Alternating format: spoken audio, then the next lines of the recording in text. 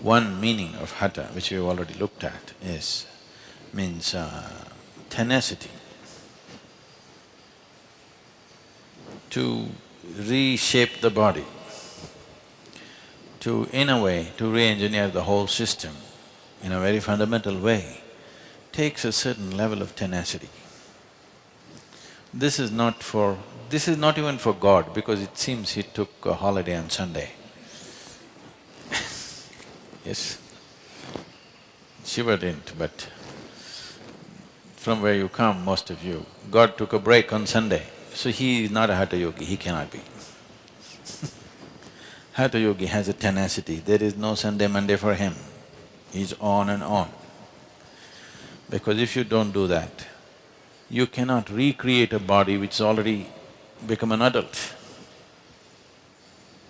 This is recreating the body, means first time your body has been created largely from an information that has come from your parentage. What memory their bodies carried, what was one, two come together and a more complex memory system is formed every time a child is born. So the shape of the body, the tone of how your system is, everything largely shaped from this memory. Now, if you are in a certain way, there are ways to do this, we can actually set up long-term experiments if somebody is willing to fund and do, we can show. Right now you trace back, let's say, 5 generations ago, my great-grandfather, great-great-great-grandfather was a great guy. He was very intelligent, very physically fit and capable of many things. I want to become like him. We can do certain type of yoga so that we are able to largely take that part of the memory in your system. Maybe your father was a weak man, you don't want to be like him, you want to be like your great-great-grandfather. There are certain types of yogas to identify that memory and activate that memory to the maximum. That will not be the only one, but that will dominate. So yogic system looked at it this way, or another way is, generally the yogic system follows this. When the Saptarishis sat in front of Adiyogi,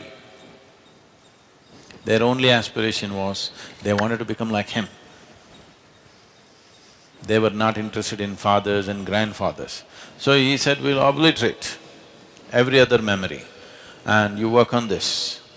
So the first step even today, people who take sannyas take is, there are certain processes to distance yourself from your genetic memory which comes from elsewhere. Because a little distance suddenly allows so much flexibility in the system. But if you take away the genetic memory, if you successfully alienate yourself from the genetic memory, you must be very conscious to reshape yourself the way you want. You must have the necessary sadhana. Otherwise, no memory, no consciousness, this will go… people may die soon. It's possible. If one distances himself from his genetic memory and does not do the necessary work that is needed to rebuild the system, his system may collapse within a certain period of time because it's the memory that is in the genetic substance which holds the body in a certain level of integrity. Why one person's body seems to be much more integrated than another, naturally, is essentially because of the type of memory that they carry. So in Hatha Yoga, we are not trying to, at least at this stage of doing things, we are not trying to distance from the genetic memory, we are trying to take the best that is there in us. There may be all kinds of people. Let's say if you look back last 25 generations, the family tree, if you look at it, if you look at the immediately previous generation, you are only concerned with 2 people, your father and your mother. But if you look little further, there are 150 guys who are contributing to your memory. Now, all these people, we don't know what kind of people they are. Some might have been very strong, some weak, some diseased, some healthy, some very focused, some all over the place. There could be all kinds of people in this tree. From what do you draw is an important thing, or how to draw the best from all this is an important thing. Hatha means, ha means sun, tha means moon. To draw directly from our parentage, essentially our parentage is sun and moon and planet. These are the three. The planet is the womb, sun and moon in some way are impregnating, and this is happening. If there is no sun, there would be no life. If there is no moon, life wouldn't be the way it is right now, it would be probably some other way. So these three dimensions are playing an important role. So one aspect of Hatha is to keep our parentage aside. My father, my grandfather, all these people, you keep them aside because ultimately all their lineage goes to sun and moon. You want to draw straight from that. That is what Hatha Yoga means. You bring such a balance that this intermediate transmission is lost and you draw directly from that as life was made. On the way, so much corruption has happened through millions of generations. You want to eliminate that and you want to draw straight from your father and mother. Sun is seen as the father, moon is seen as the mother.